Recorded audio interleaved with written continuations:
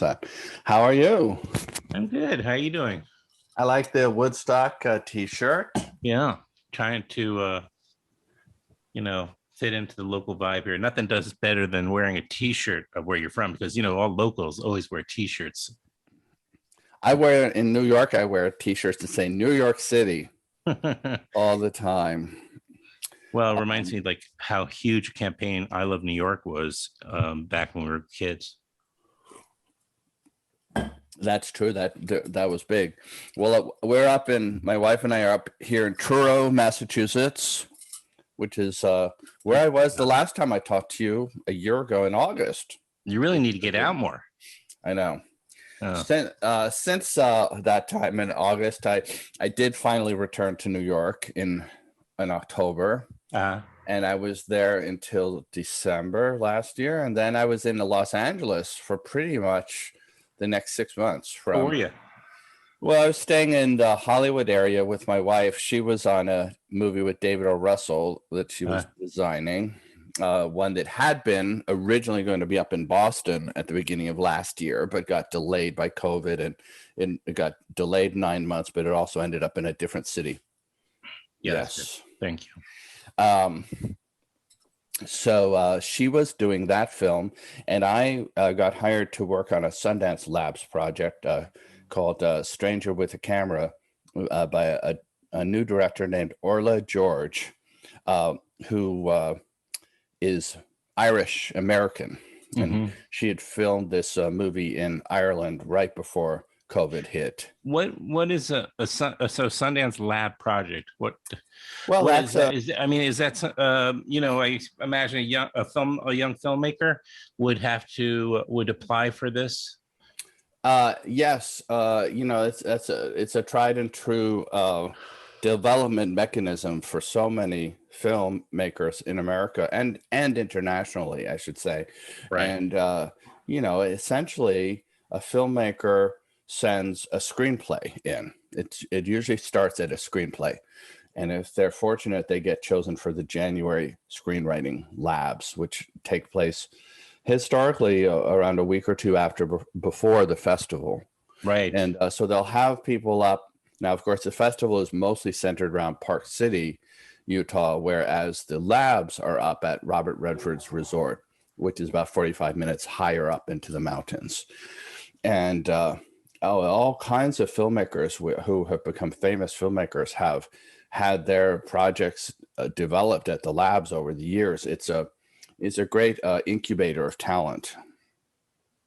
And even for someone like myself as an editor, it's kind of I don't know if I would call it a stepping stone. I would call it like a step along the journey of trying to discover who you are and what you want to do in film and life and art and so forth. I had probably in the early 2000s, when I was first starting to edit, learned that there were these labs up in the mountains where filmmakers came to develop their projects, and they shot test scenes from their films, and that these want-to-be directors would need whole production teams, like a cinematographer, a gaffer, production designer, and an editor. And I'd heard that there were teams of editors up there on the mountain, 3 or 4 people every summer, editing these short pieces that were being shot. And of course, I think I knew when I first started out that I probably didn't have the credentials to do something like that. But as time went on, I started to think that would be something that I would kind of like to do. And just at the time where I thought I would like to do that, I was just finishing this film at a company down in New York, downtown New York, Postworks, one of the many post houses down there. But I haven't actually worked at Postworks too much, but I was there. It's on 100 Avenue of the Americas, right by Canal Street. And I was finishing this film called The Imperialists Are Still Alive, a director named Zaina Dura, who is English, but was living in New York. And Vanessa Hope was the producer of the movie. And we did it with Elodie Boucher.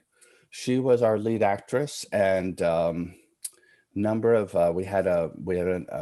people from all over the world in that film, and it was actually a film about the plight of wealthy Muslims in New York City, which was, you know, a social class, a group of people that you don't see in films that much. You don't see Muslims period in films very much, but especially not by English or American filmmakers too often. But in this case, it was that you can be wealthy and Muslim and still have problems like the rest of us. That having money doesn't solve all your problems. Sometimes it creates new problems. So it was kind of a social comedy, Whit Stillman, Metropolitan-esque film. And in fact, Whit Stillman did a cameo in the film. So I was just finishing that film up, and that was probably April or May, I think, of 2009, when I got the call from Sundance. Would I like to go to Utah in, I guess it was early June, and be out there for a month?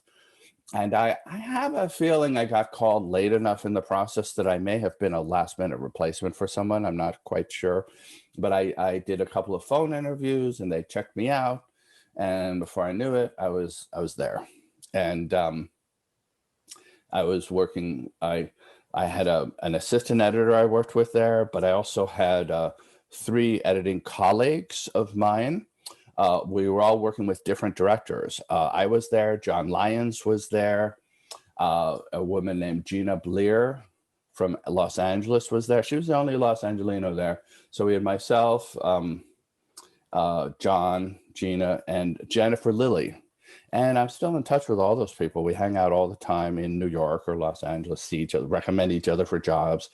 And I had 2 directors I worked with who were both international directors, Ritesh Batra, who came from India, and Alejandro Landres, who came from Colombia. And they both have done very well for themselves. I think actually Alejandro did make the film that he was developing, but he made it in Colombia with a team down there. And most recently, he made the film Monos, which was, I thought, a spectacular film. Ritesh has done a number of films. He has yet to make the film we were developing there, but he's made a number of other films.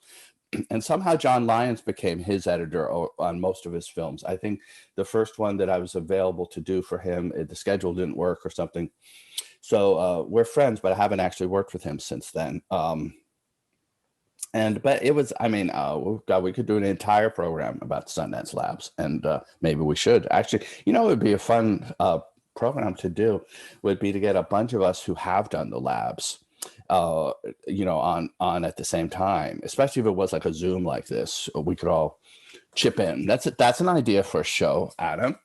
I think you'd find that very interesting. And I mean, I certainly would find it interesting. And I was fortunate enough to be invited the next year to do it again. And the second year I did it, I actually asked them if I could have any say in the filmmakers I would work with. Like, do I get to choose someone, or do they just assign them? And they said, no, we know who's coming. And if there's anyone who we're going to have, because there's like 4 editors, but there's 8 directors. So we each get 2. And they told me who was coming. And they said, well, one of them is Sydney Freeland. She's a Native American woman from Gallup, New Mexico. And she's developing this film called Drunktown's Finest. And I thought she sounded interesting. I haven't had much experience working with Native Americans, or I think Sydney tends to call herself Indian at this point, mostly. And then the other person who sounded interesting to me was Andi Timoner, who had made Dig and We Live in Public, a documentarian, but she was developing a narrative about Robert Mapplethorpe. So I worked with them both. And, you know, as it turned out, I literally was on the phone last night with Sydney about a new film she's doing. I actually did not do that film, the one we were developing, but I did another one with her in Salt Lake City in 2016 called Deidre and Laney, Rob a Train. It's on Netflix. So that's Sydney's second film, Deidre and Laney, Rob a Train. Her first one was Drunktown's Finest, which my friend Harry Yoon cut. Harry Yoon went on to do things like Minari last year, Detroit. The first one was called Drunktown's Finest, or Drunktown's Finest was the first one. And then the newer one is the called. newer one was called Dieter and Laney Rob a Train, and that was right when companies like Amazon and Netflix were starting to finance movies themselves. So this was only a $2 million film. So it was a pretty small budget film, but we made it in Salt Lake City, and I think Sydney has always been quite committed to diversity in her work. So although she'd been given a script that was sort of a lily white family up in Idaho, she cast it as a mixed race family. The father was white, the mother was African American, kids were mixed race. The teacher in the film was African American. The cop was Latino. So we had, and we had all these wonderful actors like Shashir Zamir from Saturday Night Live. She was the school teacher, and Tim Blake Nelson was a sort of bumbling investigator, and a bunch of other good people from different TV shows and stuff. I wasn't familiar with all the actors, but it was a sort of odd movie because it was about a couple of teenage girls who suddenly find that their mother has been imprisoned on a charge of domestic terrorism. That'll happen. Basically, she just went crazy. Where she worked at a Best Buy store, and she went crazy one day and just tossed a flat screen TV in the parking lot. And she got arrested and put in jail. But meanwhile, she's living at home because it's a broken family. She split up from her husband. Maybe I didn't mention that part. So the teenagers are alone in the house with a like a 10-year-old baby brother, and they don't have any money, any food. And they get this idea that they can support themselves and reverse their fortunes and raise bail money for their mother by robbing trains. So that's why it's called Dieter and Laney Rob a Train.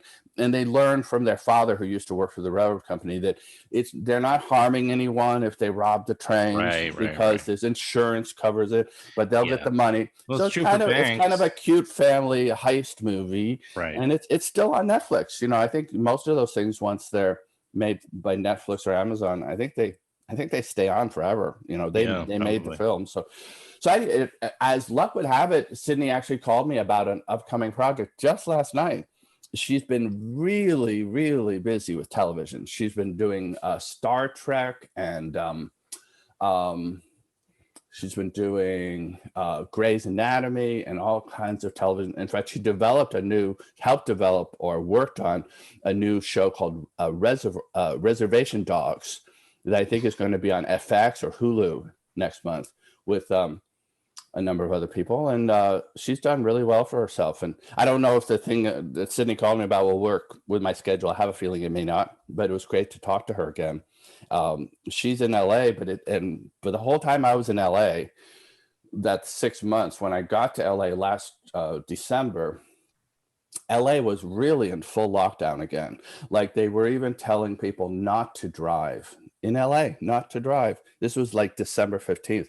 They said, don't drive, because the hospitals were literally at capacity with COVID patients. And they said, if you drive and you get into a car accident, we're not going to have any room for you. So don't drive. I mean, that's how locked down LA was. And it stayed that way for about 2 weeks.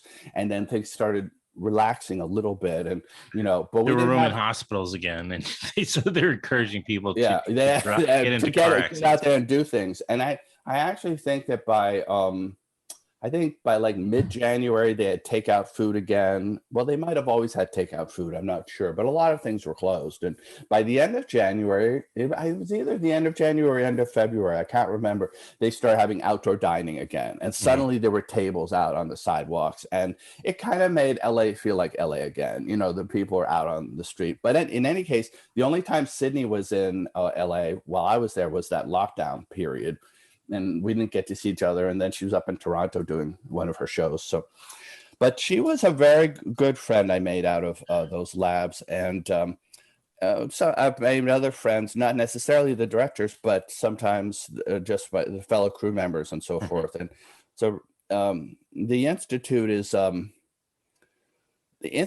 really just this evolving group of volunteers, largely, who who join it to do some work at some point in their life, and then you just become connected to people, forever. You see them at the festival if you're lucky enough. You stay in touch. You read each other's screenplays. You go to each other's test screenings. It's a really vibrant community. It's really that was one of the best things that ever happened to me, was becoming part of that thing. In fact, that's how I met you, because once I was part of the Sundance apparatus, so to speak. Oh yes, they started having those screenplay readings in New York and Los Angeles, and I went to one of those screenplay readings, and I guess you were probably invited as a journalist or I don't remember. I remember how I got there, but a celebrity of some sort. And I remember we talked about the fact that they served dessert for food, but not food, which was fine. I just seemed like it seemed like a strange distinction, but I have to say I have been to some of the screenplay readings that they do in LA, and they haven't done any recently with COVID and so forth. But the LA ones had better food. I bet the New York ones. Yeah. Yeah, it would have been nicer. I would have preferred. You always prefer like sushi or something, but yeah, sushi would be good. Yeah, that would be a good one as long as you're not all handling the foods. That's like not a good. None of these are particularly good in the age of COVID, I suppose. That's true. Yeah. So anyway, we're talking again after a year. I know. I'm very happy about that. And when I talked to you a year ago, I was again up here. We were quarantining. It was interesting. The vaccine at the time, because I re-listened to what we said just the other day. But did you watch it or did you listen to it? Somehow the video version did come up somewhere on my feed somewhere. I thought, I forgot there was going to be a video of this. And I mean, I think you're the first person now who's come on twice. I could be wrong, but I think so. With doing the Zoom thing. So yeah, you're like the first person who has now been on twice on the video. What I'm calling now Filmwax TV, because people can watch it. Filmwax TV. No, it's I literally can't remember how it came up, because I'd completely forgotten we had done that. And I saw the Zoom window with you and me talking, and I listened for about 10 minutes. I thought, I sound sort of intelligent. That seems okay. I sort of hardly remember doing it. And then the funny thing was, it's not so funny, but I read it wasn't an obituary. It's very sad. Some guy in Los Angeles got run over, a hit and run accident just a few days ago, but apparently he was on a very prominent podcast. And I read his thing in the New York. I didn't know the show that he did, but he did it with someone else. I think it's called something about dogs or something, but I think relationships. And I hadn't heard of him, but he was well enough known in the internet world to get quite a big obituary in the New York Times. And I thought, and he was literally like 25, and it was just like hit and run accident. And then I thought, I'm going to look for his podcast, see if I can see what his podcast is about. So I started checking out his podcast. And while I was there in the podcast app, I thought, I wonder who Adam has had on recently. And, I started checking out some of the people you've had on the show in the last few months. And then I thought, I wonder if that thing that we did on video ever made it onto the actual Filmwax. And I thought, well, there it is. And you had me on the show with the guy who produced the other side of the wind, the Orson Welles. Movie. Rimsha. Which I thought, because I have to admit, usually when we've done these shows before, and I know I've done them a couple of times with you before, I get very excited, and I wait for like when it's going to get posted. I tell all my friends, look, I'm on a podcast. It's fun. And somehow it must have been the pandemic or my work life or whatever, but that one slipped by me. I had no idea I was on the internet with you until the other day. How now you can take for granted. It's just a thing, part of life now, like being on podcasts. Everybody's on podcasts. Well, and I think it is sort of true. It's true. There's so many of them I should start a podcast and have you on. Absolutely. You could just use the ones we've done and just call them the Michael Taylor Show. Basically, the Michael Taylor Show. Why? even bother going through all the machinations. Exactly. It's my angle was better last year. I'm using I'm in the same office, but I'm using a standing desk now. You know what's going on next week is the Woods Hole Film Festival. Is that yes? I would love to go. My friend Alana Wakesman has a film there called "We Burn Like This." Oh yeah, because I had the programmers on. I just posted that. That's I just posted that yesterday. I just I have a friend who helps with the festival. He's an old childhood friend who lives on the Cape, and he works on their projection and stuff like that. He's more of a tech guy. And he's been telling me, about it. Unfortunately, I don't think I'm going to make there in person. Yeah. But next year I'll try to make it in person. But it should be a really nice festival. It should. They've got a huge selection. Part of the Cape. I've had on 4 of the programmers. I mean, at once at doing the Zoom. So they were all really nice folks, and the slate looks good. They have a robust slate. It's the 30th festival, so it's a big number. They've been around a long time. They're established. And I'd love, it's funny. We're leaving this weekend. My wife has some work to get back to, and I know if we were here one more weekend, we could go. I'd love to go. And my friend Alana Wakesman has a film called "We Burn Like This." Well, maybe I invite her on. I think you should. I can connect you to. She's a young filmmaker. I first met her as this is funny. And remember a number of years ago, you and I rode up together to the Woodstock Film Festival. Sure, I do. You were driving me with Jacob, and it was pouring rain. Remember, pouring rain. Yes. And I was during that time, I had received these Facebook messages from Alex Smith, who of the Smith brothers, Alex and Andrew and Alex Smith. And I had been working on another project, so I hadn't really noticed too much about what they were saying. And I think it was on the drive up with you that I noticed that Alex seemed to be actually offering me a job. So I thought, oh, this might be good. And I called him up, I think, while I was in the car with you, and said, I'm heading up to Woodstock. I understand you live in Woodstock now. Yeah. That's so exciting. And he said, well, I do live in Woodstock, but I'm out in Montana right now prepping this new movie. Oh, right. And he talked to me about working on it with him and his brother, Andrew. And we did it. A month later, I was in Montana with them. But what was interesting, Alana was Alex's assistant, or she might have been the assistant to both brothers. And then, like so many people who've assisted and worked on films, produced films. And then we should mention they're twins. They're not. They are twins. They're identical. They are identical, right? Yeah, are they identical? Okay. I think they're identical. Even, you're right. I think you're right. But even identical twins, as they age, tend to, it's the time when they start to diverge in their identical looks. Like somebody gets a little bit more weight, or I don't know. It seems that final stages depends on. I think you're right. It's a lot of things. It's always, they talk about nature versus nurture. But in the case of those two brothers, they're both married to different women. And that's a mistake. Well, yes. And I think we all, at least in my case, everything you see on my body has been found by my wife, like this hat, this T-shirt, etc. And I think Alex Smith looks the way he looks to a certain degree because that's how his wife Dana envisions her husband looking, and the same for Andrew with his wife.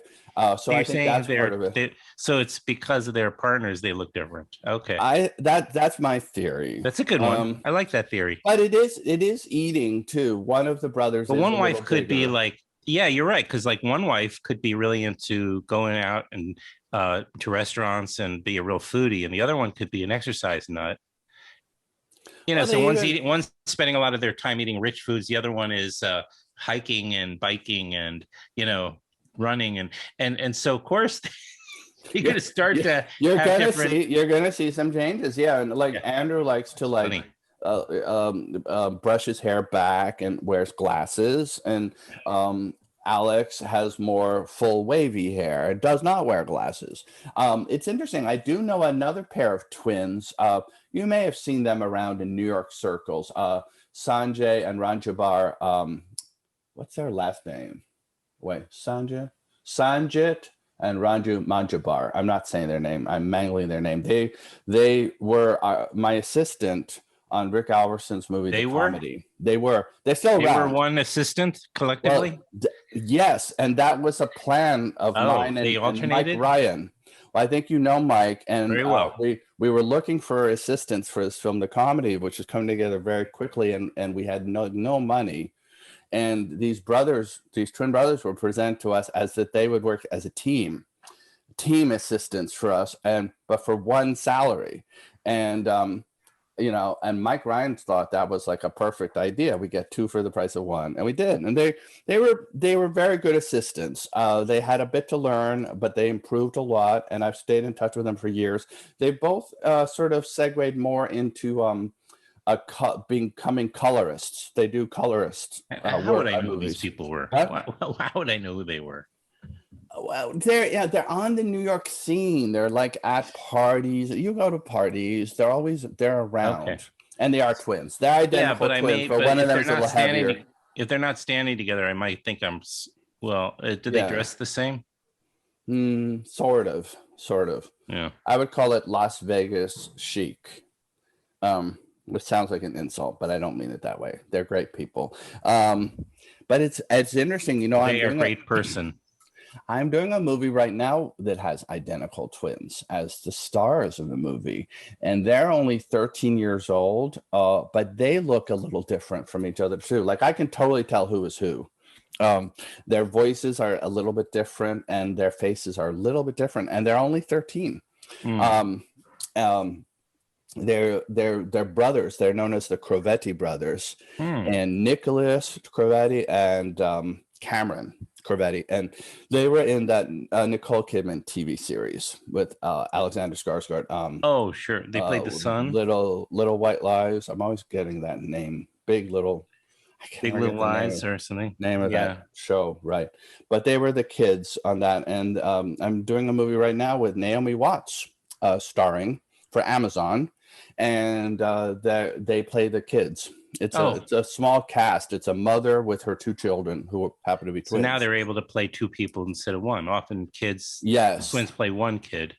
Yes, but I think they did play twins in the show. No, maybe they didn't. There was only one kid. There was one son, and they made it seem like he did it. At one point, it was one of the cliffhangers. It shows. I did watch the show, but I guess I forgot that detail about it. But it's kind of great when you're doing a movie and you have child actors who have that level of. You're getting a phone call. We move into the next segment of our conversation. Will be about 9 days, and I did reach out, or they reached back, or I contacted the publicist saying I'm interested in and bringing on folks from the film. Well, I'll write Jason, one of the producers, and see if he can help. All right, yeah. I mean, some of those people to you. Yeah, I mean, they're still probably organizing it, but it sounds, if they got a lot of people, then I'm gonna get, it's okay. It's not big. I have such good shows. I don't know. No. But yeah, anyway, but it would be nice to be able to support Adam. Well, we can use whatever help you can provide for this film, honestly, because the thing is. I know, like Edson lives in L.A., the director, Edson Oda. Right. And I guess Tony Hale lives in L.A. as well. Right. Because they're going to do a couple of Q&As the first weekend. I guess depending on when you put this on the air, we can let people know that the film opens in New York City and Los Angeles on July 30th, which is 9 days from today. So the film opens in 9 days, and then it opens. Well, yeah, and I'll post this. Maybe I should just post this today, and then we can use this as a mechanism. I can make a clip saying 9 days is such a great movie. I mean, it's I'm so glad it was on my radar, and that I got a chance to see it. You've seen it now, right? What did you think of it? No, I enjoyed it, of course. No, but what I wanted to say is I think with a movie like this, it does have such a large cast, but besides for, does it? Well, it does, because you've got, and they're all stars in their own realm of filmmaking. Like Winston Duke has a huge following from Marvel, from Black Panther, but he was also in Us. that movie Us. Right. And Zazie has a following from Deadpool, but also she was in Joker. She was a Joker. She was the neighbor who he thinks he falls in love, is in a relationship with. There's an imaginary thing going on there with her. And then, of course, Tony Hale has his whole life with Veep and Arrested Development. Yeah. Benedict Wong has been in Doctor Strange and Avengers movies. He and Winston have worked together, right? They worked together. Did they have scenes in the? I don't know if they do. I'll have to check. I'm not much of a Marvel expert myself, I have to confess. Yeah. And then Bill Skarsgård's sort of in his own franchise, which is the It movies. You know, he's Pennywise.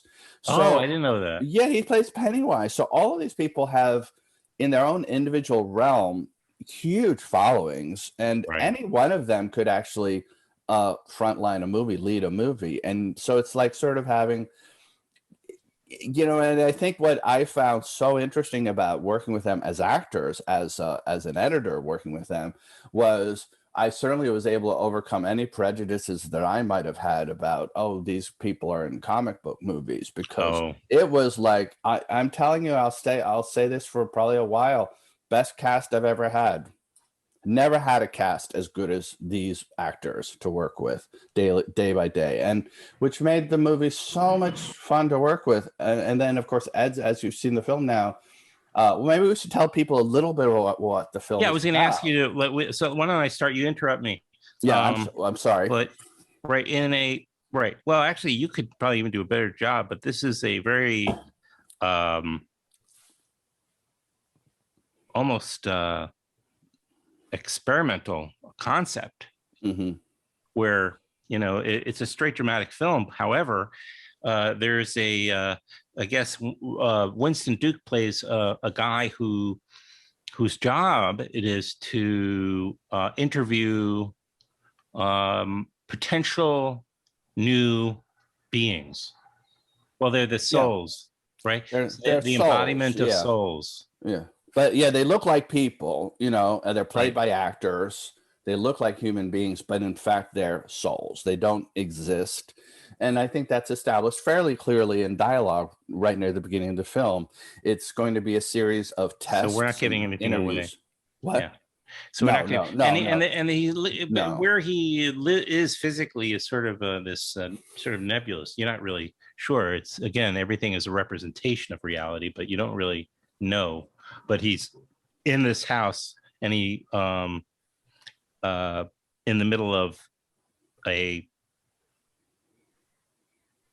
some sort of desert scape or whatever. I mean, he's right. Well, it's funny, you know, again, on a film probably with a larger budget than ours, that whole house would have been CGI on the outside, as would definitely the background be the desert. But in fact, that's the Great Salt Plains outside of Salt Lake City in Utah.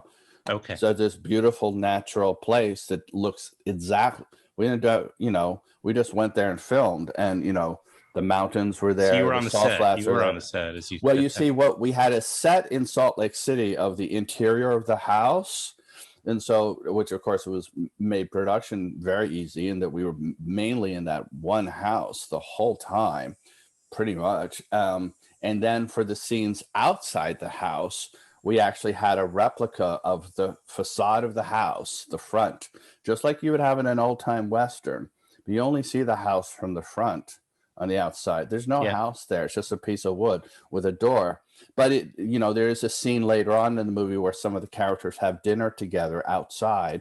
And again, on some other movies, that might have been on a set, but that was right there in the desert, right in the middle of wilderness. And it just, I think what's interesting about the movie is it posits an imaginary world, but it uses completely real life elements, just arranged in a way that you're not used to seeing them arranged, which gives a feeling of the uncanny and of the supernatural to something that actually is quite real and is in front of your face, if that makes any sense. And, you know, again, without giving anything away, what this character Winston does do, he's like the interviewer. He's in charge of the place. He puts these candidates through a number of psychological and emotional tests to essentially determine if who he thinks has the greatest chance of surviving Earth. And benefiting from being born, because the way the laws of this particular universe work, out of these 5 candidates, only one of them can actually be born, and the others will just disappear.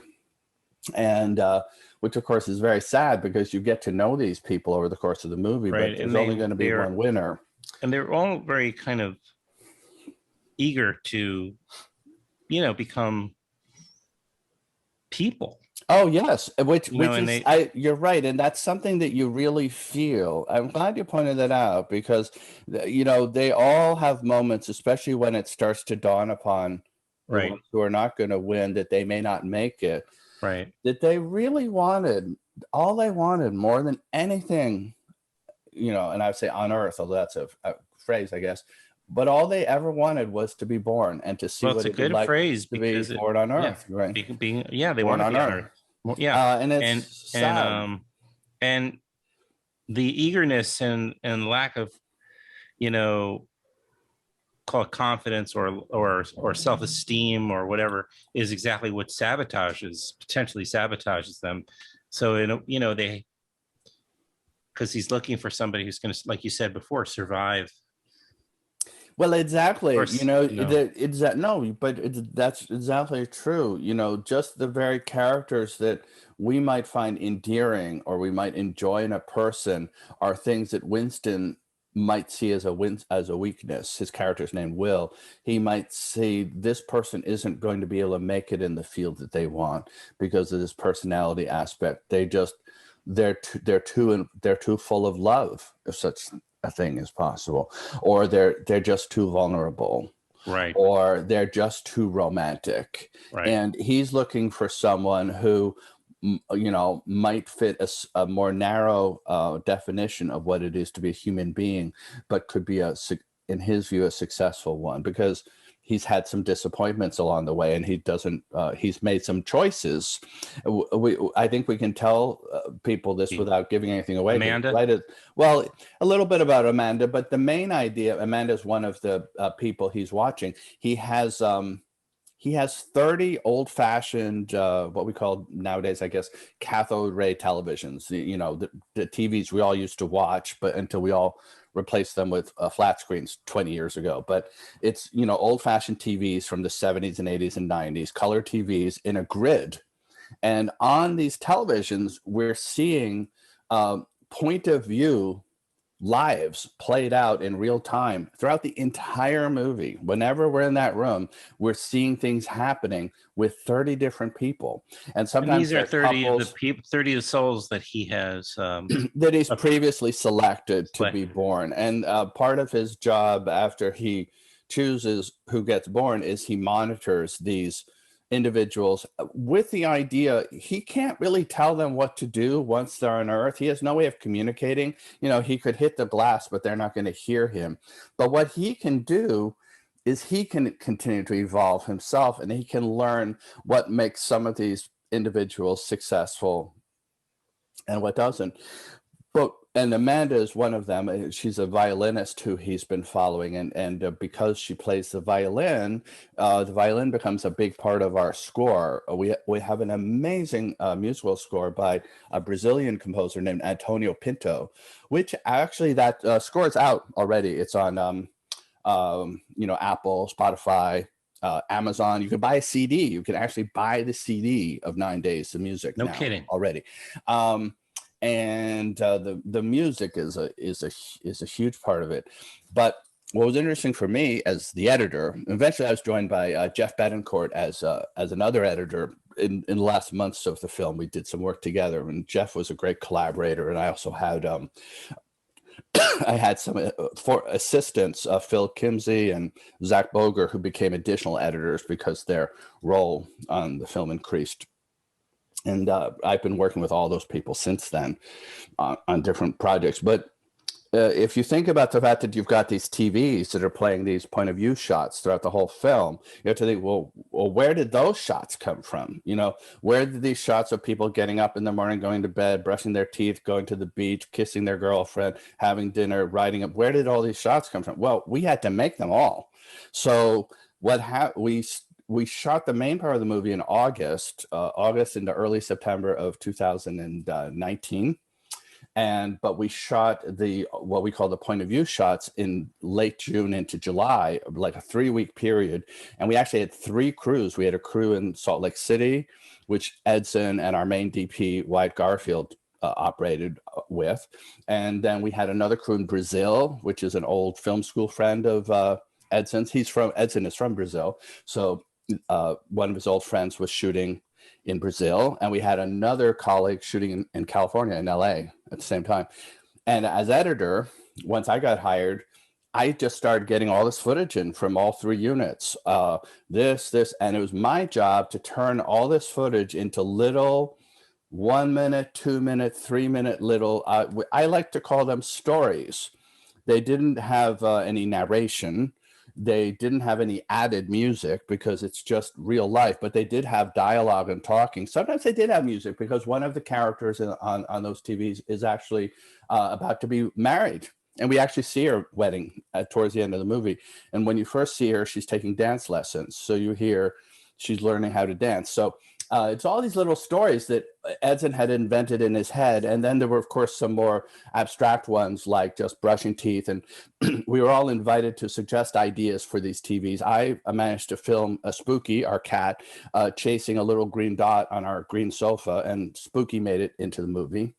I made sure of that. And but that's how that became part of the whole production of the film, because Jason Berman and some of the other producers felt if we could play the TVs live as much as possible, it would give our actors, Winston and David Reisdahl, I didn't mention, who is actually Zazi's boyfriend in real life, and all the characters, Benedict Wong, a chance to actually interact with the televisions in real time, rather than just facing green screens like you would often have in a Marvel movie or something.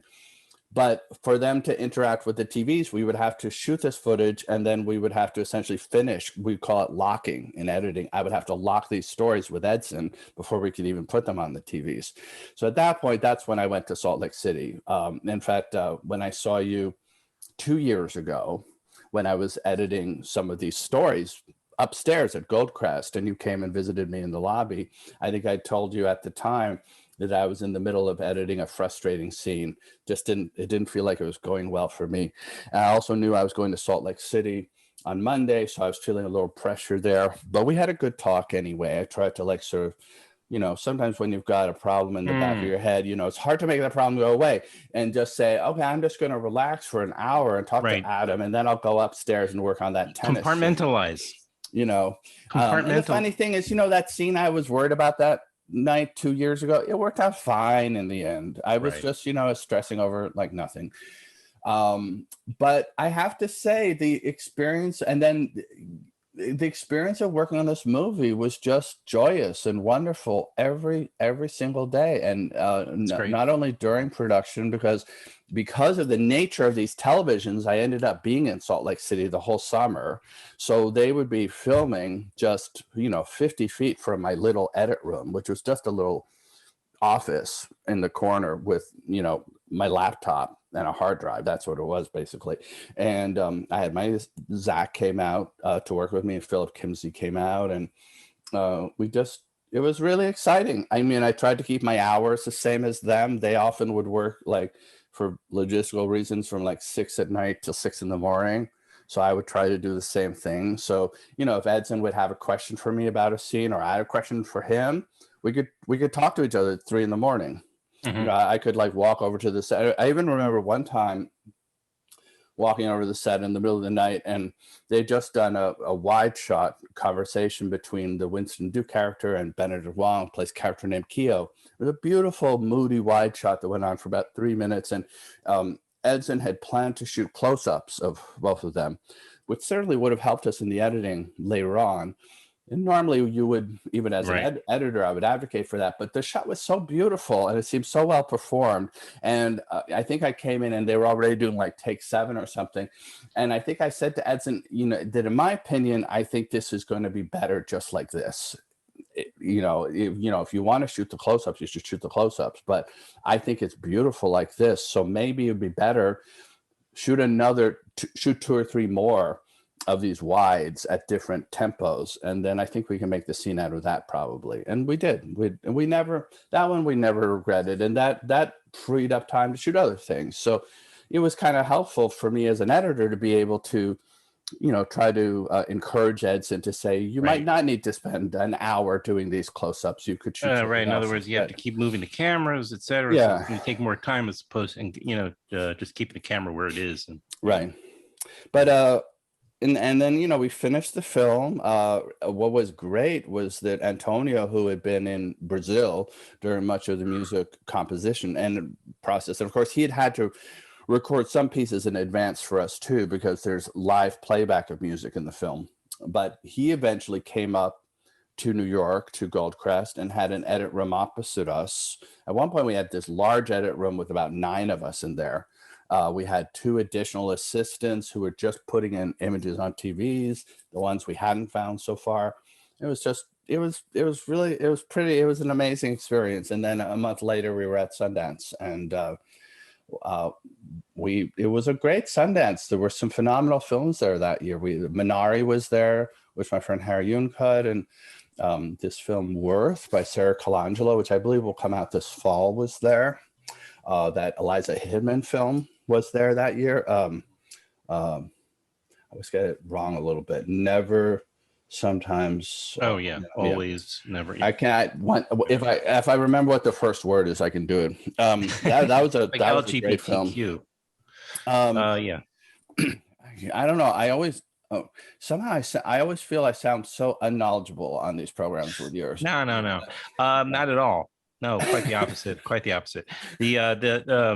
We should mention, like, Winston Duke's character Will goes through this kind of existential crisis in a sense during this story, because he, something that he feels a special, I don't know, maybe you can just call it a connection of some sort with Amanda, who he had already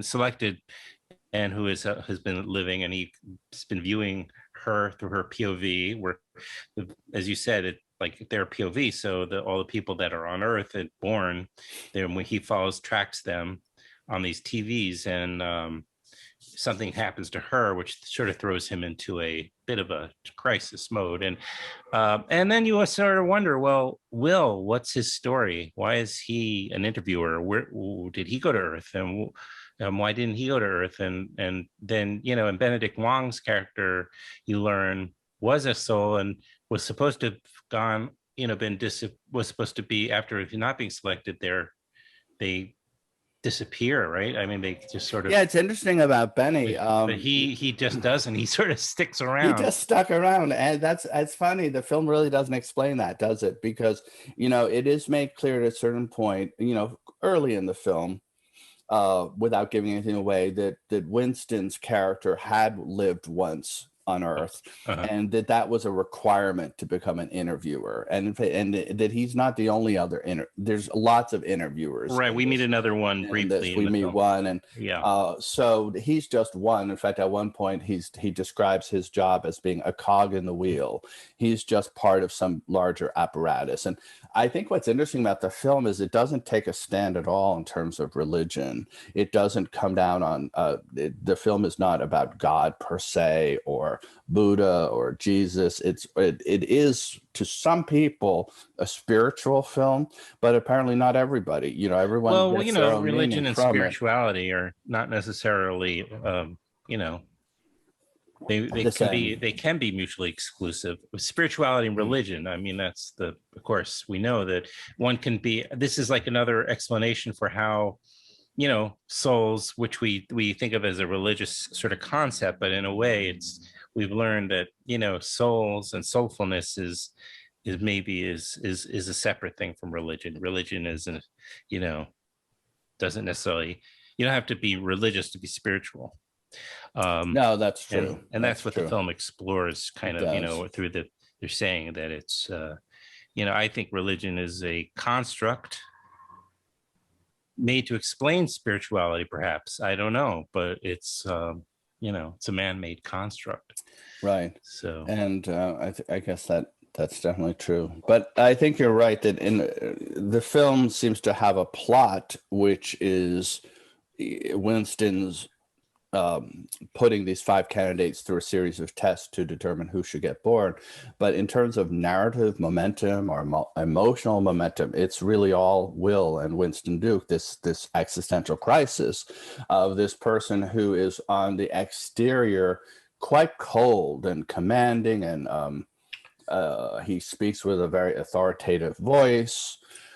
He seems to be very much in control of the situation, but as the movie goes on, you see that he's inside privately unraveling. yeah. And the movie is largely about how he deals with that, and how Keo, who is his best friend in this universe. And you do mention that's true about the Benny Wong character that even I hadn't thought about. And there's things, even when I read the script, I never asked these questions. It's true. The souls you meet, we're told they're all going to disappear. Yeah, either by after 9 days have passed, or even in some cases sooner. But you're right. Benny is this weird intermediate character where he's not allowed to be an interviewer because he never lived on Earth, but somehow he managed to survive the disappearance process. It's kind of like, I don't know if you've ever been at something where you weren't really invited to. I know I've been in situations like this. I've been somewhere where I wasn't really supposed to be, and I'm kind of waiting for someone to kick me out and say, "You're not supposed to be here. Get out of here." I have to admit that doesn't happen to me too often anymore. It's probably something I dream about more. It's probably some insecurity of my Anxiety, own, but right. an anxiety kind of thing. But it's like, if you are at something like that, like suddenly you're at Mick Jagger's house or something, and you're just waiting for Mick Jagger to notice that you don't fit in, and someone says, "What are you doing here? Get out of here." What you'll do is like, what I would do is just try to blend into the woodwork as much as possible and not be noticed, and just stay out of the way. In fact, I actually did have that. I did have that situation on a film years ago. I used to be a script supervisor, and back in the late 90s, I got hired to work on this film called Julian Donkey Boy, which turned out to be one of the transformative events of my entire life. And in fact, had I not been hired on that movie, we might That's not not be a having Harmony this Korine film. Harmony Korine. And it was produced by this production team, Scott McCauley and Robin O'Hara, who I worked with many times in the 90s. And Robin sadly died of cancer about 5 years ago, but Scott's still very much on the New York scene. Ed has been long time editor of Filmmaker magazine. And he's actually commissioned some journalism pieces that I've written and my wife has written. And we've been great friends with Scott forever. And in fact, Scott was the one who introduced me to Julia Locktev, which enabled me to do Day Night with her, and later on The Loneliest Planet as editor. But 5 years before that, Scott and Robin called me up and said, "We've got this Harmony Korine film." At the time, it was called The Julian Chronicles, and they had done Gummo. They had produced the movie Gummo with Harmony. So they said it's going to be kind of like a Gummo-like film.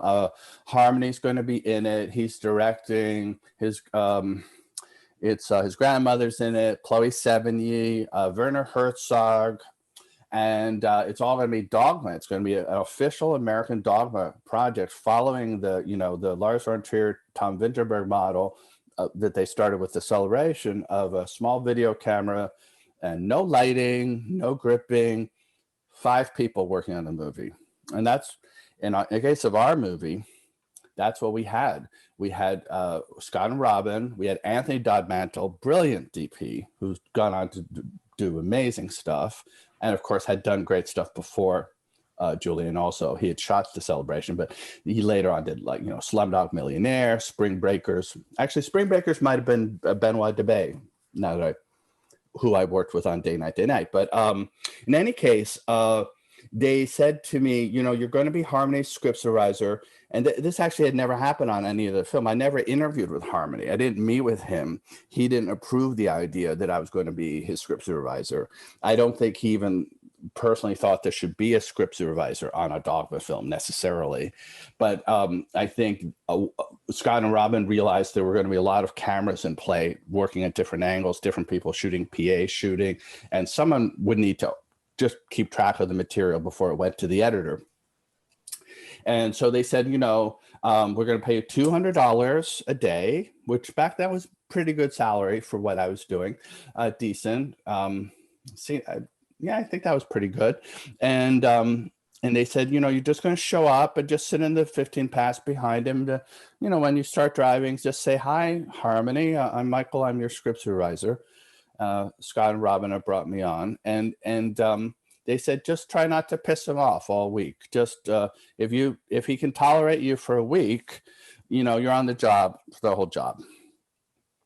So the people in the van, though, were me, Anthony Dodmantle, who was shooting at Jill, his assistant, my friend Brian doing sound. He was recording and booming. And that was it. So we had a sound guy, a camera guy and his assistant, me, and the actors. We would drive around. We'd pick up Chloe at her house. She would do her own hair. She had all these curlers in her hair. We'd drive around to another hotel, pick up Werner Herzog. We'd drive to Queens, where his grandmother lived, and film in Queens all day long. Now, Anthony and I would go wander the streets, just doing our own kind of second unit kind of stuff, shooting stuff. And it was very freeform. I mean, it was all orchestrated by Harmony. He was in charge of everything. But it was more like an art event that he created. He created happenings in a way. We had Will Oldham was in a scene. We filmed in a church in New Jersey. I mean, a lot of things we filmed never made it into the film. But I felt, and what I want to say is, I felt I was on a short leash, like. At any point, Harmony might say, what is this guy doing here? I don't understand why Michael is even here. What's he doing? So obviously I was doing all these script notes for the editor, but I went to Jill in the camera department and said, can I label all your tapes? I'll get all your tapes ready for you. And I went to Brian and said, can I help you with the sound as much as possible? My goal being that I would try to make myself indispensable to people other than Harmony. So if Harmony were to say, I don't understand why he's here, again, you can see I was very paranoid about not finishing that film, but somehow I survived it. And Harmony and I had some great discussions during the time of that movie. And of course, now it's like, oh my God, it's like 23, 22 years since that movie. And we talked about how this new technology of mini DV, which was just coming into use in America, could really transform filmmaking. And it did for some time. In fact, the first 5 or 6 years of editing, once I became an editor, everything I did was on mini DV pretty much. Later on, a little HDV, very little film at all. And it just became very cheap and very easy to make a movie. I mean, you still had to have a good idea for the movie and hopefully good actors.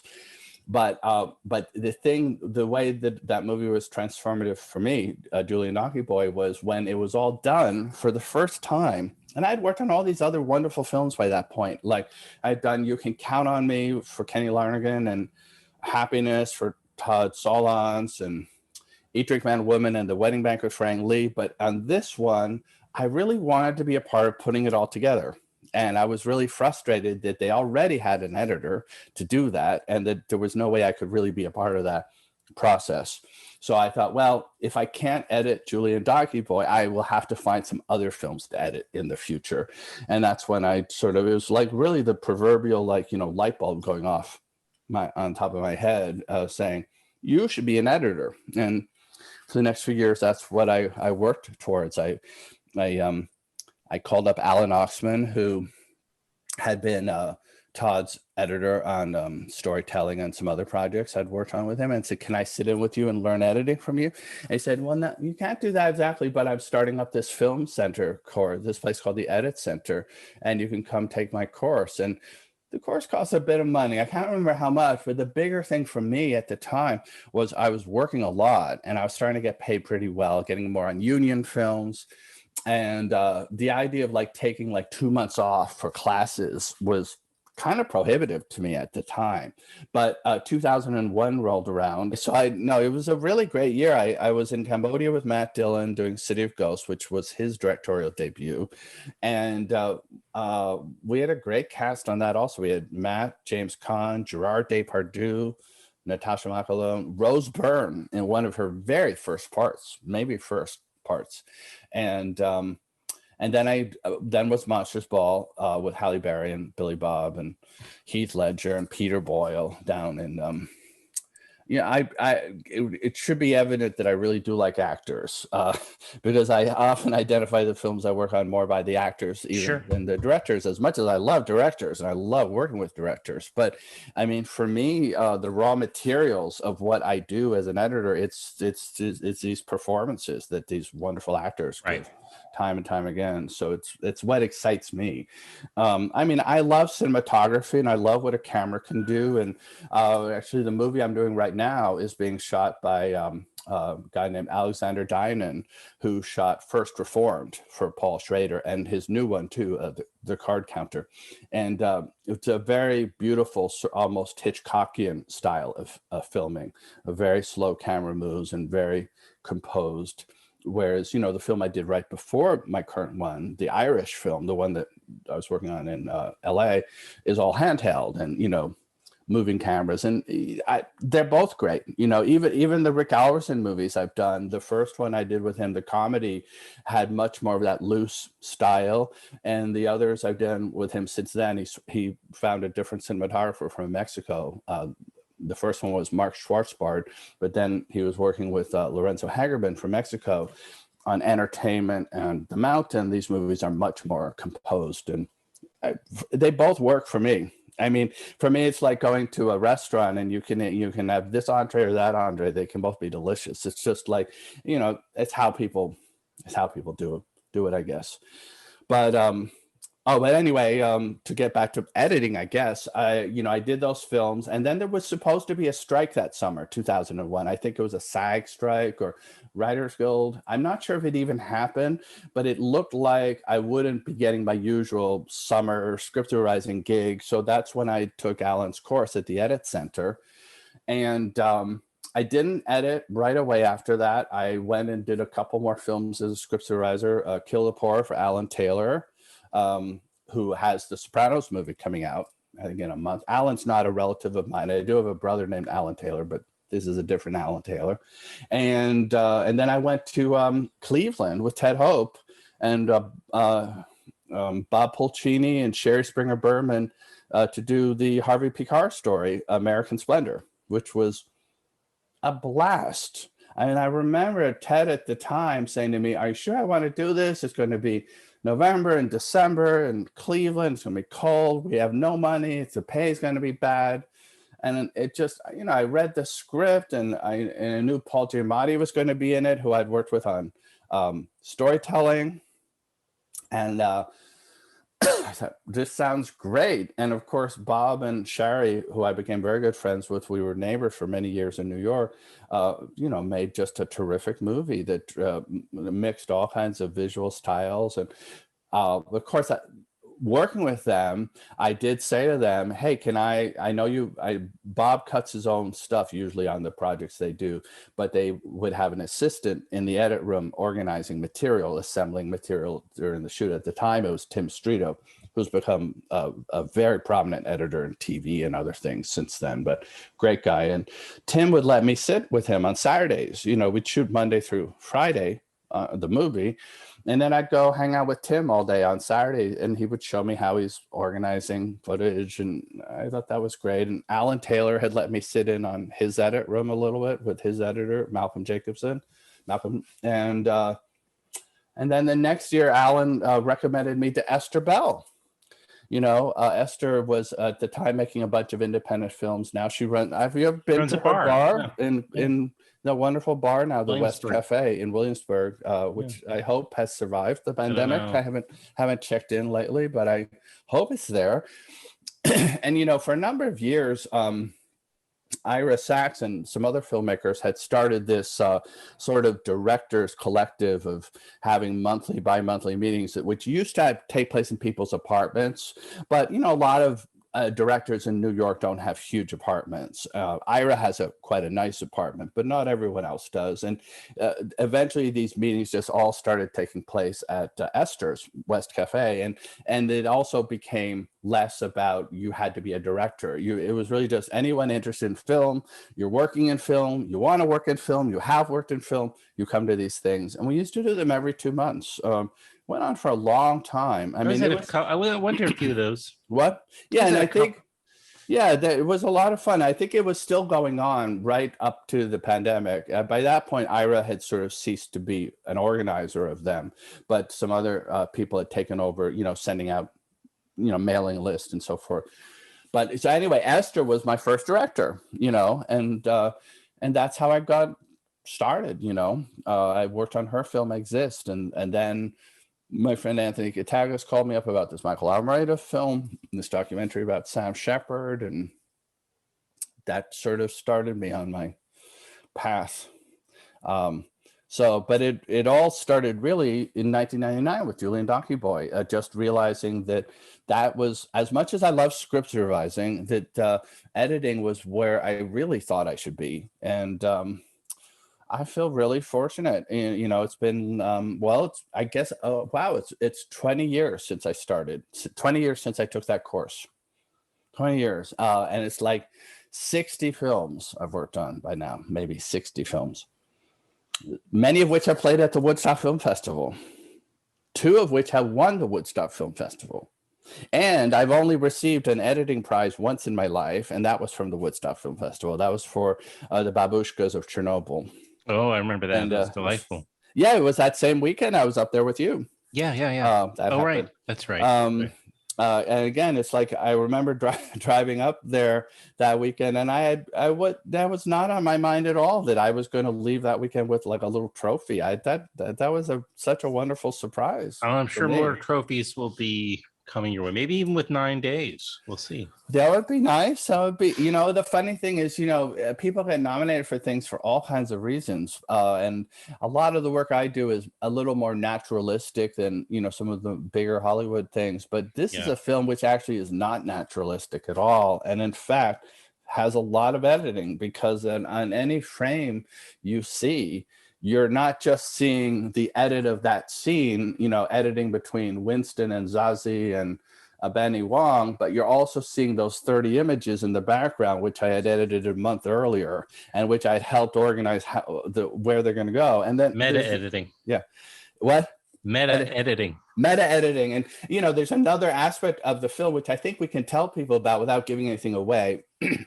We've mentioned that if a soul doesn't make it, they disappear. Right. But because Winston really does have this warm heart, he likes to give someone a parting gift. One of those non-selected folks. And he says, "I'm sorry, you're not selected. You're not going to go to Earth." And, you know, very often there's tears involved, and it's like, "I'm sorry, but I can't select you.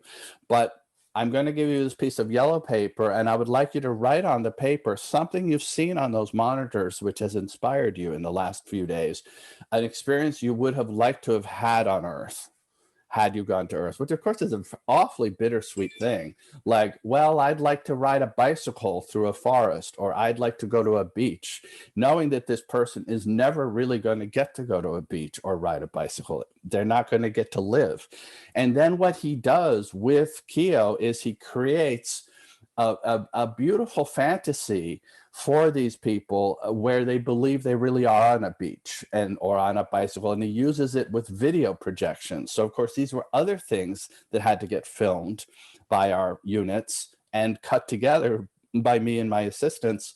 Yeah. And in some cases having like 4 panels playing at the same time. So it's like a split screen with 4 images, except they're playing on movie projectors, which are being moved around in space. And it's like, there are certain things on a technological level that we did, because remember, there are visual effects in the film, but most of these are not visual effects. This is happening in camera, as they say. I still don't really know how we pulled it off. I do know that near the end of the process, we knew we were going to need a lot of extra shots of televisions and hands pressing VCRs, because VCRs are a big part of them, a lot of old school technology. And I just knew as an editor, I'm going to need times where I'm going to need that finger pressing the go button or the eject button or the remote control, because there's also a projection room where he watches scenes. So we're just going to need a lot of details. And the producers were kind enough to let me work with one of the other cinematographers in the television room all night long. I think we had 2 nights of this where we just stayed up all night and just filmed every single TV in as many ways as we could. 3 TVs together, 4 TVs, 5 TVs, single TVs, just knowing that at any time this is something we could go to in the film. Or we would have Bill Skarsgård in the movie writing something down, and then we'd go to he's watching the TVs, and we needed to have his point of view. And maybe we hadn't managed to get his shot of the TVs, what he was seeing on the day we shot him. So we got then. So it was a lot of fun. I mean, I was more embedded with production than I usually am, right? As an editor. Yeah, interesting. You know, it was the roles kind of overlapped a lot more than they. I didn't get any credit like something like second unit director or anything like that, but I guess that's what I was doing a little bit of, along with maybe Kwesi. That's your next. Maybe I don't know. Who knows? I love what I do. But we also had this great guy, Kwesi Kalizin, who was our post-production supervisor, and he was super helpful along with me in organizing all these additional shoots. And we got to the point where when we were finishing the movie in December, we realized there were only a couple of shots we could use for the film that we didn't have. And it was just a couple of inserts of Winston's hand writing some names on paper for the beginning of the movie. We thought we could use a few more names written down. So we arranged to have that shot. That's the only thing we did. That's the only thing we've realized we could use. And it's nice to get to the end of a movie and realize that you actually have everything you need for the film. And that and to work with like a really passionate team of collaborators, like I mentioned, Jeff Betancourt, who came in to edit alongside me, and Edson, of course, and all of our producers, Matt Marie, Laura, Jason, a number of executive producers, all kinds of. It was a phenomenal team. Well, one of my happiest experiences. People will see it. It'll be available. It'll be in theaters on the 30th of July. 30th in New York and LA. I think in New York it'll be Angelica Theater, which is also a lot of people don't know this, but the Angelica is actually one of the most profitable independent cinemas in the whole country. I didn't know that. That's a place you want to be if you've got an independent film. Right now they've got Roadrunner is playing there, and Heidi Ewing's film. All these people have been on my show. Yeah, well, Heidi's film is wonderful, and it's playing all around the country. Yeah, Morgan's, of course. I haven't seen his yet, but I've heard it's great. Yeah, he did the show.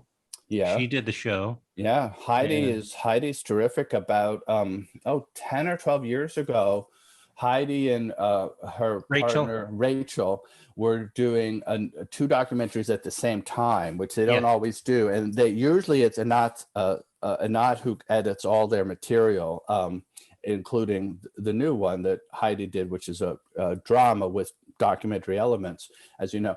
But so they were doing this thing, Freakonomics. They weren't doing the whole movie. That's how I met Rachel.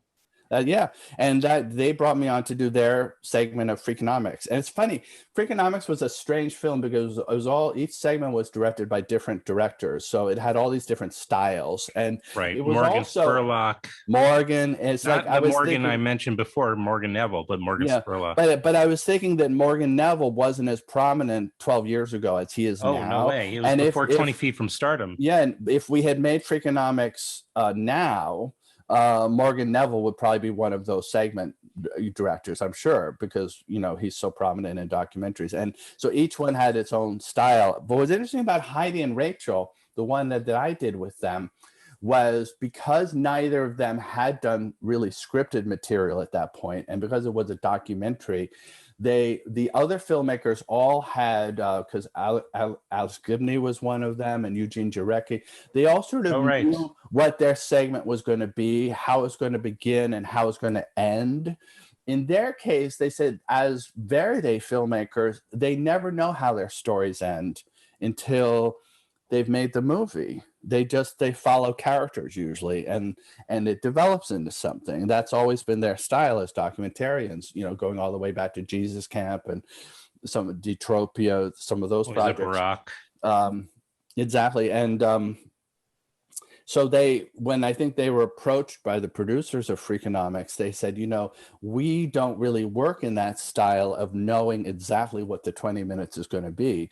We need to film something that has an open-ended quality, and we're not going to know how it's going to end until we've actually made the film. So they came up with this idea that they would film over a year's time, an experiment in Chicago, with inner city school kids. One was African American, one was white, and they did the whole casting process that you'll do on a documentary typically, and it's called casting, often of interviewing a number of people to be in the film and finding the ones who they think would be the most interesting to follow. And in some cases, you'll follow 5 people, and only 2 of them will make it into the film. But they found these 2 kids, and the idea was, if these kids get like a bonus of $50 at the end of every month, will their grades improve? And both of these kids had sort of like D averages. And sorry, I wonder, is that the first sneeze you've had on your show? Maybe. Both these kids had D averages, but they were also really charming kids. They were really funny, and they were well spoken. And first of all, you could tell that they were really victims of a system that was oppressing them on a certain level, be it racism or poverty and racism, in that they were both very bright, smart kids, but they were getting D averages. So obviously something in them wasn't working with the school system, or a school system wasn't working for them. But it was like, okay, if we give you $50 a month, will your grades go up? And of course, what happened in the end was they did go up for one kid, and they went down on the other kid. And the science experiment for all these economists at the University of Chicago, was this official thing, was sort of a bust, because they really had no conclusion. They said that, because these kids were the 2 in the film, they were among a group of like maybe 500 kids. And it was like, 250, the grades went up, 250, they went down. It's as if, we were all taking the COVID vaccine. It was like, well, for half of you, it's going to do something. The other half, not so much. Well, we'd have a real problem then. But, I was thinking, like, when we talked a year ago, we were 7 months away from the vaccine, 7 or 8 months. And I even listened back, and I said that I would take the vaccine if it was safe. I can't believe I was so worried about it being safe. Even me, and I'm so concerned now about people who don't want to take the vaccine because they're worried that it's safe. I can't believe I said that myself, but it shows we were in a different world a year ago. And we were all very, riddled with anxiety. I mean, we were all told, for months we were scared and just sort of not, for at least 2 or 3 months. I remember this,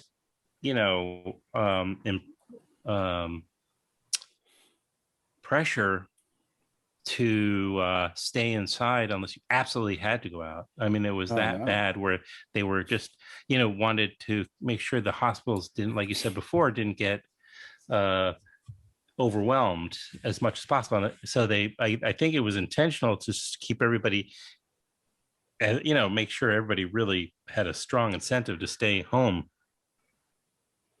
I know. And well, and so, coming out of that, and then all of a sudden, we're already in this agitated sort of place, Well, and it really did highlight the social divide in our country so much. Like, the fact that my wife and I were able just to come up to Cape Cod for 6 months, and be here from April to October. You moved up to Woodstock. Well, I'm not in Woodstock, but Woodstock area.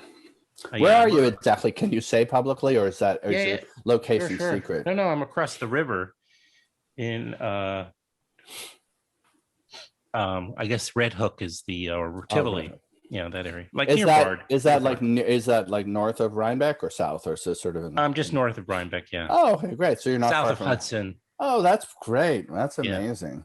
Yeah. So like, a half hour into the Berkshires, a little less over to the Catskills. It's a really nice spot. That's like a perfect location, and like just like what, barely 2 hours from the city if you ever Right. come into the city. Yeah, it's a straight shot right down into the city, right near the Taconic, which will just, goes right into the Upper West Side. Yeah. You can drop by and say hello one of these days. We've moved since you were at our original apartment on Central Park West, but we haven't been over to our Washington Heights place yet. We live in the Heights now. No, The it's location closer. of the movie in the Heights. What? Probably takes less than 2 hours to get to my place from there. Well, what's great, seriously, is we really are like 2 blocks from the George Washington Bridge. So, for instance, now, I mean, actually, weirdly enough, JFK seems closer to us than it was when we were on the Upper West Side, which I don't know how that works, but it seems to. But Newark is great. We just go right over the bridge and there's Newark. Well, not exactly. It's really Fort Lee, but it's New Jersey. Newark would be on the other side of, truthfully, all the way maybe to Holland Tunnel. Yeah, but what's nice is not having to take those tunnels anymore. The George Washington Bridge is so much nicer as a way to cross than those tunnels. And then for us, having this place up in Cape Cod, it's like we're halfway up. We're at the top. Oh no, I mean, anytime you're like close to the getting out of, you're much closer to getting out of the city than you were. Before when I was growing up, and I didn't realize it, but we lived in Queens, and you don't realize how just being that far north in the scheme of the map of city, like when you're going to New England, you're out of the city in like a half hour. You're already, you just have to scooch through the Bronx, but you're already. It saves so much time when you're living in Brooklyn. Yeah, you're a lot more removed. You have to go through a lot of New York City, geography to get north of the city. You have to go through so it's likewise if you're going to New Jersey, so often you'd have to kind of trek all the way through the BQE and all that business and get, anybody in a large city knows what that's like. Yeah, but New York is just anyway. I enjoy this, but I think we both have to start. You have to start your editing. I start usually around 10. Okay. My director's in Miami right now. He's staying down there, and we're working remotely. I've got this great setup through a company in New York called Company 3. My actual Avid, my editing machine, my computer is in New York, in Manhattan, and I'm connected to that through this little box that's called an amulet. They call it an amulet. I like that name. And I actually have all the same monitors in this room that I would normally have in a full edit suite in Manhattan.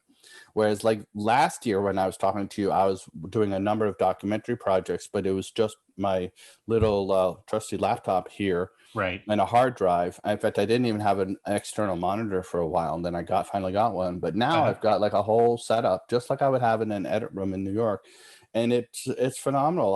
I can talk to my director all day long through Zoom. He sees the image, which we're editing on something called Clearview Flex. He can even see the timeline through Zoom. He can, look at the clips in the timeline because he's done editing himself and he's made other films, so he knows. He can suggest things to me. I mean, like, why don't you move this clip over there? And you have to have that kind of level of communication when you're not actually in the same room. It's like we're in the same room, but we're not really. I think some people will probably like working like this in the future. I mean, I can't really imagine that a director would ever choose to do this unless they were in a situation where they really did want to be in another city from, they happen to love being in Austin, Texas, and their editor lives in New York, and the New York person doesn't want to go to Texas, and the Texas doesn't, that there are going to be situations like that. For me, I would much rather be in a full edit room, with my assistant nearby, and just the collegial aspect of running into people. And in fact, on this film, I believe I can say this publicly, Amazon has initially prohibited us from doing any in-person work because of COVID. You know, they had rigorous testing during the shooting of the movie, which was a couple of months ago. You know, the people who came close to the actors had to be tested 6 times a week. So, but Matt Sobel, the director of this movie, Goodnight Mommy, that I'm doing currently, really thought it would be good when we started our director's cut, which was a couple of weeks ago. He thought it'd be great if we could be in person. And of course, so did I. And I'd already been working on the movie up here in Cape Cod, but we asked Amazon if they'd let us work together at Company 3 for a week. And they said we would. So as far as I know, we're the first Amazon movie in the era of COVID where the director and the editor have worked together, only for 4 days, because then he had to go to Miami. Where he has some family where he's staying right now. But we'll work together again in person later in the year, I hope. And I certainly hope that my future projects will be the traditional model of me going to Goldcrest or going to Harbor or going to Light Iron, because I like being with people. You know, my job is solitary enough, you know, interfacing with a machine all day long. Yeah. You know, but just having that human contact is important. Although I will tell you, when I was back in New York a couple of weeks, just the daily grind of getting back on that subway, going back and forth between 181st Street and the Village was like not as much fun as being in Cape Cod. You know, it's like it was hot and it's like, oh, I've forgotten what the subway's like. And but you know, I'll always be an urban person. I'll always live in New York. I'll always be in New York part of the year. It gives me everything I need, and the movie theaters are all starting to open up. I mean, we don't seem to be getting any good news from the Metrograph yet, which is very sad. In fact, I remember I said to you even last year, I said for me the turning point will be when the Metrograph reopens.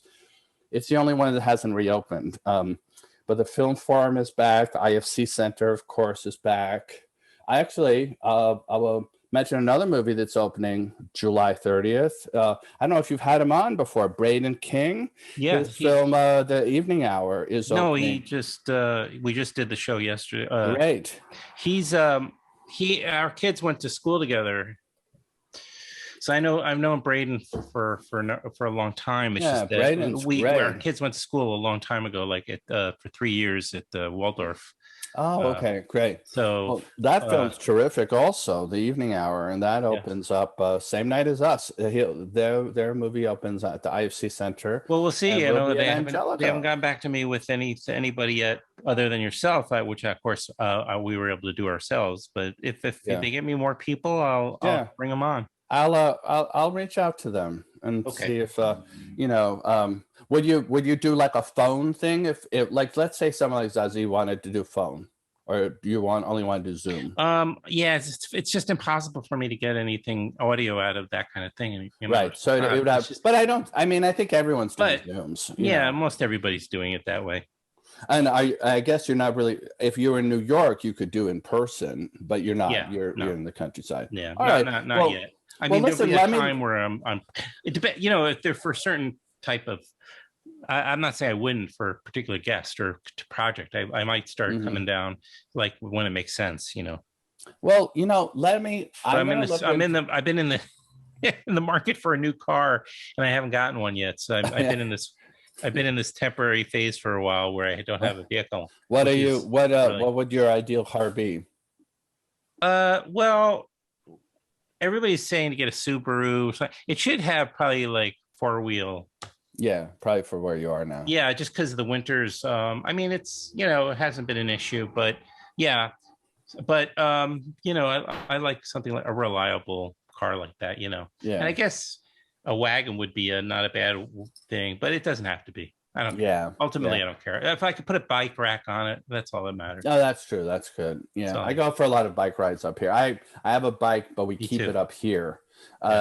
I have thought, though, in New York, we actually have the city bike program now up in Washington Heights. It didn't used to be up there, but it is now. And I am right by the Hudson River. So I have thought about in the summertime in the good weather in New York, once I am back to the post house routine, I'll just take the bike down the Hudson River. And at night, if I'm tired, I won't drive back. I'll take the subway. But I mean, I know. It's just that you get there pretty sweaty.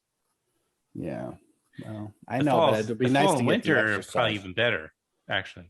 Yeah, Although, I just don't really like when it's really cold. no, no, I'm no, not a cold, but you're right. right. When it's, But it's still like a 40, no, you you're can right. A put a 40 or 50-degree day would be perfect. you could put You one of know, those, masks, ski masks, or something. What do they call them?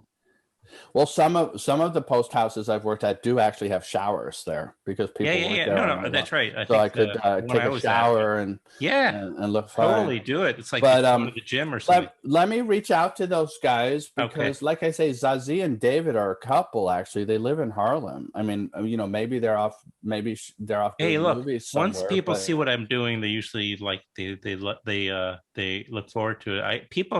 I mean, I don't know if they've done their due diligence or what. Like people show up these big smiles. They're seem to be so excited. I just had on for instance, and this is typical, but I had on the team for this new film called Pig. oh yes, Pig. I've heard of that. It's a Yes. neon Yeah. film, Yeah.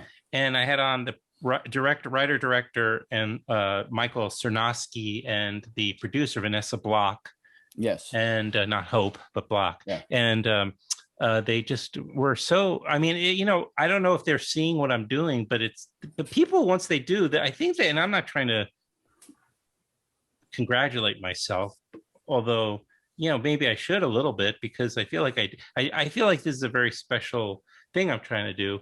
And if you see it, and you'll realize, oh, this guy actually, I really put a lot of my time and Oh my effort into God. it. I mean, your So, passion is evident. And I think what I like about the show, and I know it's true of all the episodes that I've done with you so far, and I guess, is this our fourth? Yeah, probably. it's our fourth, I think, because we did the New York City We did the apartment, we first did one at Gold your, Crest, the Central Park West apartment with your cat. with the cat, long Yeah, gone walking along the coffee, couch. um, And then we did the one at the Gold post, and we did the Crest, and last then year Cruising. on Zoom, and then this one. But right now we're on an annual schedule, so Which maybe could we'll do next year, and when Goodnight Mommy we make comes up out. for it, though, in the amount of time we do. Well, this was yeah. I mean, I Marathons. usually walk the cat in the. We don't let him out to On a wander harness? by him. Well, our current cat, Spooky, I go for walks in the woods with him on a leash Yeah. because So he's wearing a harness and a leash. yeah, it's a little harness, and he actually keeps the harness on all day long because it's comfortable, it's small, and then we put the leash on it, and he loves to go outside at least a couple times a day. And you just really, it's wander good. around. Yeah, you have to make sure because they can, they're predators. Oh my God. Well, what's interesting is we now have bird feeders in front and back of the house, and we get these spectacular birds visiting us now. Yeah. And Spooky likes to just sit and watch the birds, and he never tries to chase them, but he loves watching them. But when the birds are not there, there's chipmunks and squirrels that come. And my wife often wakes up in the middle of the night, and she saw the front feeder. This was like 2 a.m. a few weeks ago. There was a raccoon there hanging upside down. Yeah. And it was like he had gone to they used to have those buffet restaurants, sort of before. It was like he had discovered the buffet, and he was just going like this, and then he would take a little break and sort of look around like it's summer, and then he'd go right back to it and just start. It was like he just hit pay dirt. He couldn't believe this treasure trove of food that he had found for himself. Yeah. And, there are even bears will go to the bird feeder. But I don't know if you have them in. I don't think you have them in Cape Cod. No, but you know what we do have? We have a lot of wild turkeys. There's turkeys all over the place. Here too. Makes you wonder if all those. You never really know. Are we supposed to believe that story about the Pilgrims having Thanksgiving with the Indians? It's probably a made-up story. But this whole thing that turkey is sort of the center of our Thanksgiving celebration. Well, certainly there's a lot of turkeys. No, but there's the first day first weekend I was here, I looked out my kitchen window and there was a turkey vulture on my car, sitting on my car. I was like, what have I got myself into? I gotta get that wouldn't happen in Williamsburg. But yeah, but what I really with a man bun on your car. But no, I appreciate how sort of freewheeling and freeform these discussions always too. are, and they're real life. And you, in the end, you're going to have this great archive of all these filmmakers and film technicians and film artists who passed through our community over the last 10, 15, 20 years and going on into the future. And it's great because what you do is not packaged. It's not like, I think on some of these other things, they probably work a little more even like the Tonight Show or something like that, where they agree ahead of time that, someone's going to talk about these 5 things. Of course. I think that's one reason some of these people are resistant sometimes to doing these things, because they, oh my God, I cannot say the same talking point again. Right. And once every 10 or 20 guests, they'll ask, or the publicist or somebody will ask, can you send the questions? And I'm like, right. I don't really do that. I mean, but you can be assured that I'm going to ask them questions regarding the film. It's not like I'm going to start asking them. All right. Well, let's wrap it up. It is wonderful seeing you again. I really love the Woodstock shirt. I'm actually doing something with Woodstock next week. Actually this week. They're having, I think, a youth filmmaker program there of young people making films, and I'm supposed to mentor some people on Friday. Okay. Well, I mean, I'm sure you're doing that virtually, but yeah, come on up for a visit soon. I will. I haven't been to the actual festival in a number of years, and I should. Well, that won't be till I think they're doing that in the fall. October. But they had a beautiful. I went to, the only thing I did I had just gotten here not long before, but they had a beautiful drive-in. I mean, at this place up in a little bit of in the middle of nowhere. It's like a good 40 minutes from here, but I had such a blast. Oh, good. Oh, that's great. Alrighty. Listen, I'm excited that all these films are coming out. All these independent films are coming out, and honestly, I think it's been wonderful. These movies like F9 and Black Widow, I consider to be, well, there used to be a term in the industry stores like lost leader now, so I'm using it wrongly, because a lost leader would be you'd get someone into the store and the store wouldn't make any money from this particular product. They're giving away hair dryers for $1, but it gets you into the store and then you buy things. So these franchise movies they're actually kind of the opposite. Everyone wants to see them. They're making millions and millions of dollars, and people are going back to movie theaters. Right. And that's what's important to me. Yeah. So I'm hopeful that as people get used to seeing a big movie like that in a movie theater, they'll also see something like Josh's movie in a movie theater, or for 9 Days, or The Evening Hour, and they've been seeing Heidi's movie. I carry with me all over the country for over a month already. And we're the same distributor as Heidi, Sony Pictures Classics, which is great distributor for us. Wonderful people. And we're very lucky to have them. And if I don't know when your show goes out, Adam, but if it goes out by next weekend, Edson Oda and Tony Hale are going to be doing live in-person Q&As in Los Angeles. At the Landmark. Very good. And I don't know if there's anything special planned for New York yet, but I'll be around the Angelica myself. Hanging out. I'll be hanging out. So I'll see you soon. Okay. In person, and thank you for the time. Yeah, you gave me a very generous time allotment today. Well, anytime, all the time. I'll see you soon.